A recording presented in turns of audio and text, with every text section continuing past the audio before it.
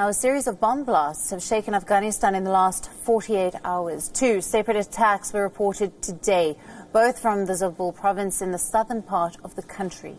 4 civilians were killed in a roadside bomb attack in the Mizan district, and we have learned that 2 children were among the casualties. The Interior Ministry claims that the Taliban is behind the attack, even though the insurgent group has not claimed responsibility. And the attackers reportedly used a Toyota van to carry out the attack. The second blast was in fact an accident. It happened an hour before the roadside explosion.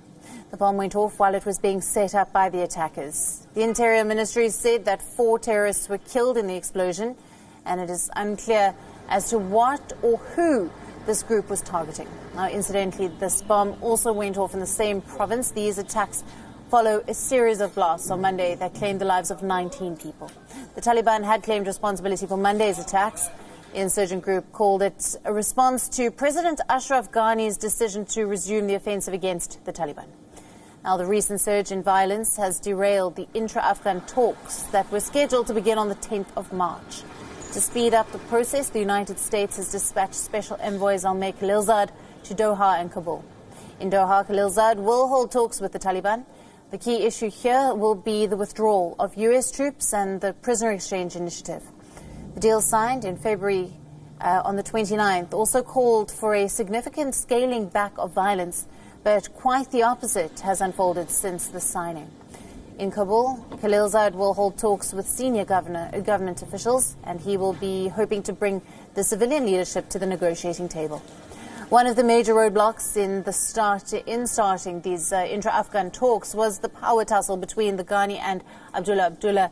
With a power-sharing deal that is now in place, the U.S. will be hopeful of a favorable response. Now, Mustafa Kazemi, our Kabul correspondent, is joining us live from Kabul. Good evening to you, Mustafa. 2 separate attacks being reported today, both in the southern part of the country. What is the latest update you have for us? Good evening. Yes, the casualties of the explosion apparently have gone up. The health officials in the province tell us that now the number of wounded have reached 20, and 2 more people have died of their wounds. And they tell us that the number of the people, the dead, might increase in the later hour, but they're hoping they would do their best to save some of them, especially the 2 in critical condition. These attacks are happening just in light of the agreement, as you mentioned, signed to fight government and the Taliban in Afghan troops. The Afghans, political analysts we have been speaking to and been in touch with them are optimists about a slowdown, decrease, or a full stop in the wave of attacks and violent action, especially in the past 3 weeks.